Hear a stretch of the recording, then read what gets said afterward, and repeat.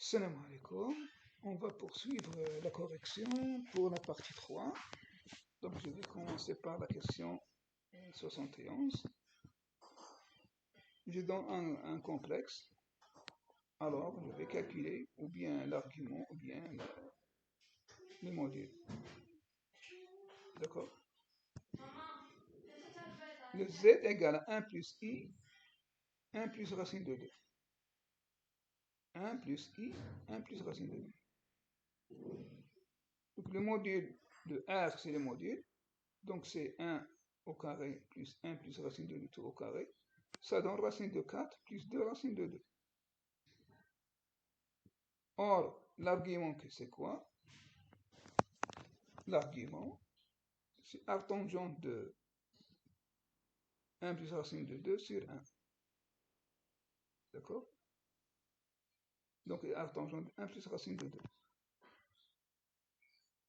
C'est bon? Par définition. Donc, la partie imaginaire sur la partie réelle.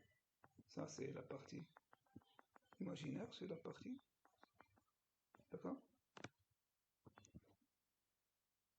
Tangente de delta, tangente de θ, c'est la partie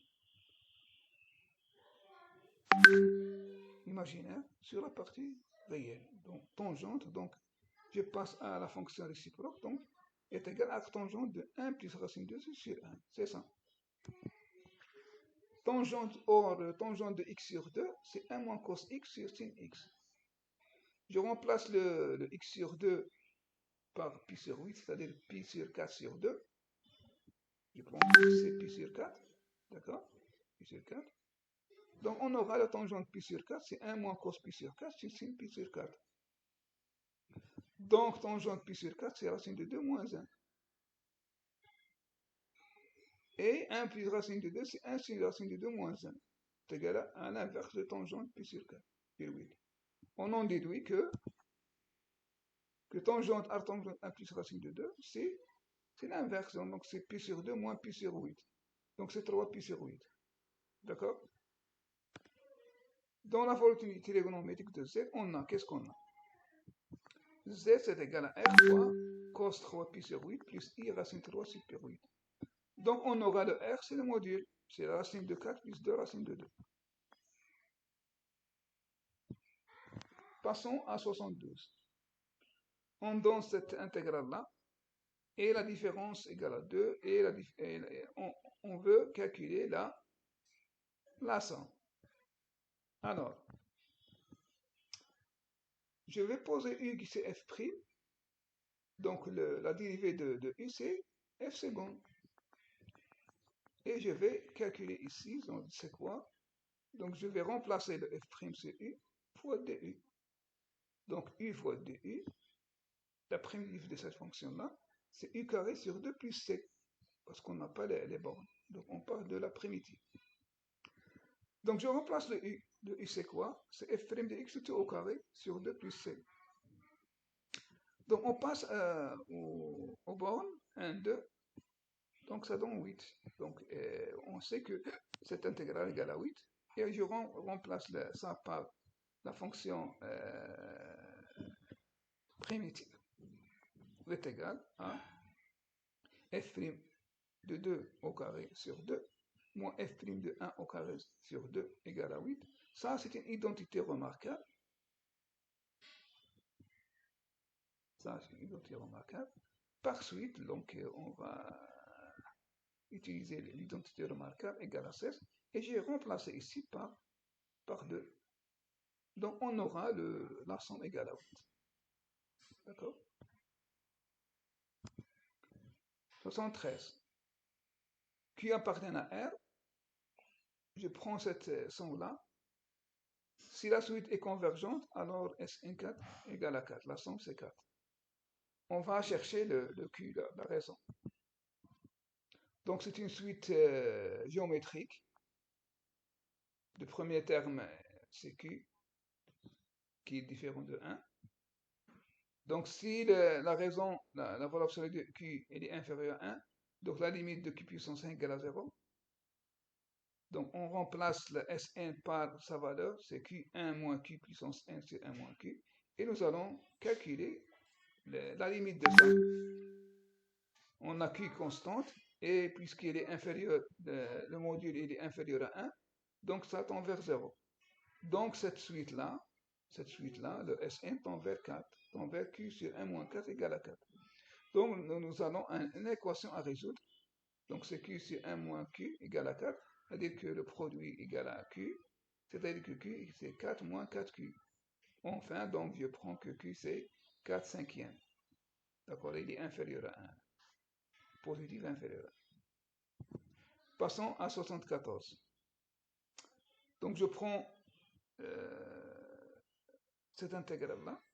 Qu'est-ce que je remarque? Sin x, c'est sin x plus cos x. Donc, je vais poser un autre intégral j en remplaçant sin par cosinus et la somme, c'est 1. D'accord? Voilà. Voilà le i. Et je vais poser le jc en remplaçant le sin x par cos x. Donc, i plus j, c'est la somme de cette fonction-là. On va simplifier, c'est 1. Et la primitive de 1, c'est x. Donc, c'est x p sur 3 moins pi sur 6 est égal à pi sur 6. Donc, on aura le i plus j égale à pi sur 6.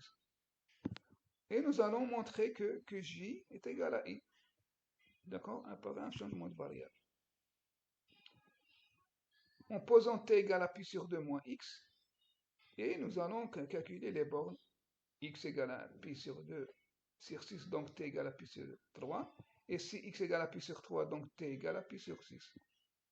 Et la dérivée, et on va dériver ça, sont dt, et si constante c'est 0, ça donne moins dt. Donc l'intégrale j devient, en remplaçant ici, et devient le i. D'accord? Voilà. Donc le i égale à j, et on sait que i plus j égale à pi sur 6, c'est-à-dire que 2i est égal à pi sur 6. Donc le i c'est pi sur 12. Q75, on a deux racines, donc deux complexes de mon module, et la somme de module c'est racine de 3. Nous allons calculer le module de Z1 moins Z2. Alors, on utilise la relation suivante pour deux nombres complexes, Z1 et Z2. On sait que ça, la norme, ou bien le module de Z1 plus Z2 au carré, plus la norme, plus le module de Z1 moins Z2 au carré, est égal à 2 fois la somme des deux modules.